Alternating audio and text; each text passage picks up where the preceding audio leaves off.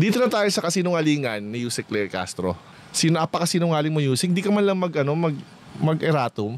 I mean talaga nakakabaliktad na sikmura, nakakadiri. Na parang, dude, you work for the government now. It's okay na maging mali ka. Pero this proves na incompetent ka dyan. Tama yung sinabi ko simula pa lang.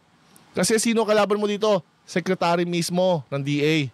Di ba nga, sino susundin namin? Ikaw o siya? Di ba redundant? Useless ka dyan? Incompetent ka pa? O, tingnan mo. O, sige, tingnan mo. From Eden Santos, Net 25. Good morning po, Yusek. Clarification lang po kasi sabi niyo last time, lahat po pwedeng bumili nitong 20 pesos na bigas. Lahat po pwedeng bumili itong 20 pesos na bigas. Pero ang sabi po ng DA, mga piling sektor lamang po ng ating lipunan yung makakabili nitong murang bigas. Anong kasinungalingan ni Yusek? Tingnan nyo, anong kasinungalingan niya? Yung totoo dun. Ano ba si totoo dun? Tinanong lang naman siya. Pwede nyo sabihin dun well, kailangan natin sundin yung mismo secretary ng DA kasi siya yung nakakalap ng right?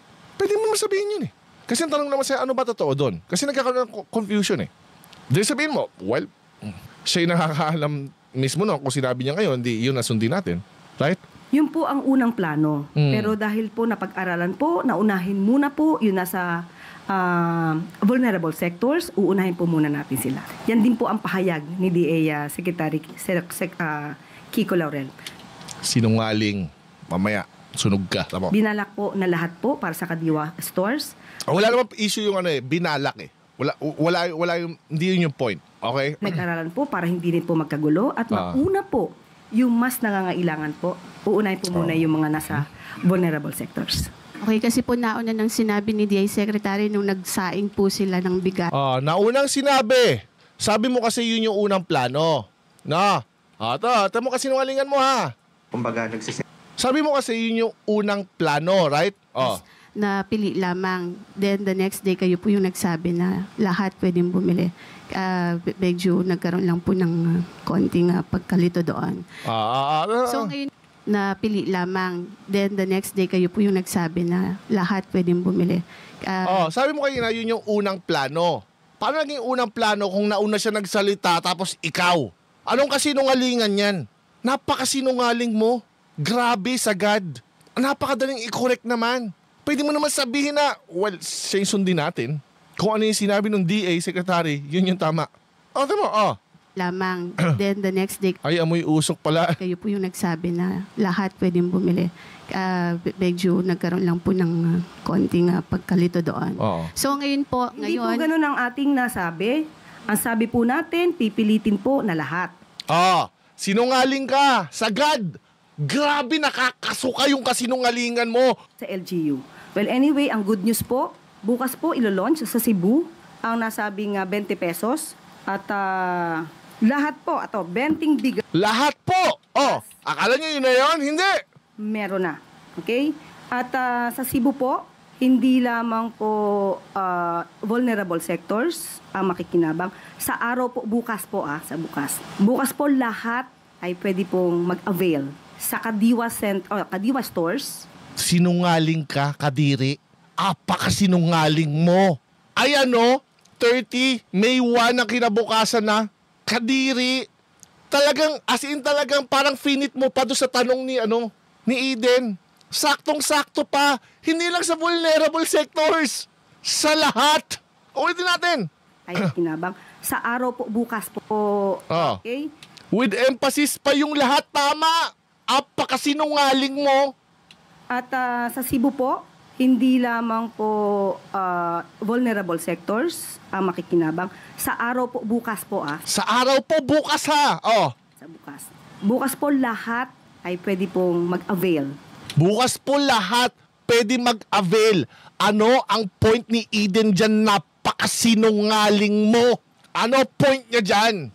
Ang point niya dyan ay nauna to. Na hindi sila pwedeng mabigyan dahil ang kailangan lang mga vulnerable sectors. Actually, ang sagot ko dyan is ang target namin is 2026, maybe January. There are so many things to do, no? And first of all, we need the right data. We need to experience at least for 6 months kung paano patakbuhin ito na Maraming factors eh. Tapos yung meron pang factor of the world market price. Sa ngayon mababa, paano pag tumaas yan? Di ba? Then, problema na naman. Yun yung point ni Eden. Bakit?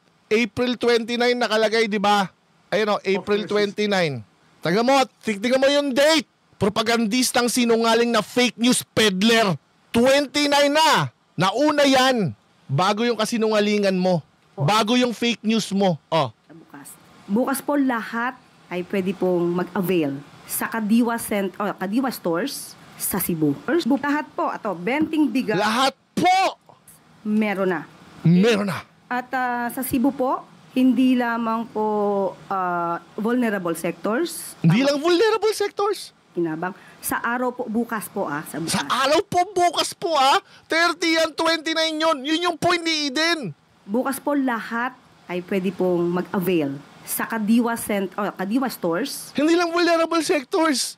At saka yung sinasabi mo, palusot mo dito, kasinungalingan mo dito. Ano yun? Paano? Kung ganun ang ating nasabi, Hindi ganun yung nasabi mo. Ayan Ayan, nasa record mismo. Lahat with conviction. Hindi lang vulnerable sector. Ano nasabi mo? ang sabi po natin, pipilitin po na lahat. Wala kaming narinig na pipilitin. Sabi mo, lahat, hindi lang vulnerable sector. Sinungaling ka, fake news peddler ka. Ang pagkakaiba lang sa ibang fake news peddler, alam mo kung ano? Nasa palasyo ka.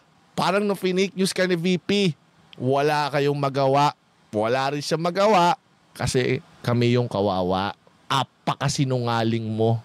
Napakadaling i-correct niyan. Ang liit na bagay. Pero pinilit mo pa rin magsinungaling. Di ba nakakadiri, nakakilabot. Nakakilabot yung kasinungalingan mo. Grabe. Hindi mo talaga kayang magkamali.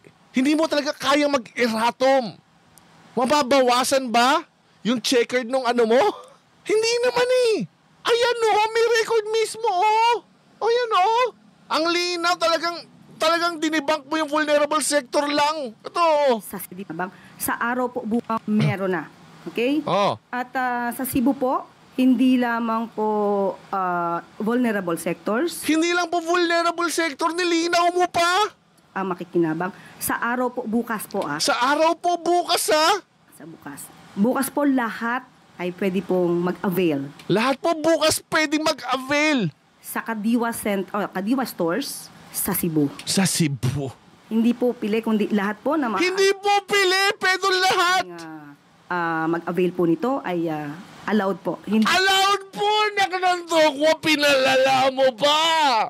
Ang linaw, walang lusot ang propaganda. Ito Kadiwa stores sa Cebu. Sa Cebu. Hindi po pili, kundi lahat po Hindi na po pili. Lahat. Maaring mag-avail po nito Maaring mag-avail. ay allowed po. Hindi po Allowed po. ito limited lamang sa vulnerable sector. Hindi lang po ito limited sa vulnerable sector. Ano pa yung kasinungalingan mo dito? Paano ka pa nakakapagsinungaling sa bagay? Biblia nga binaboy mo.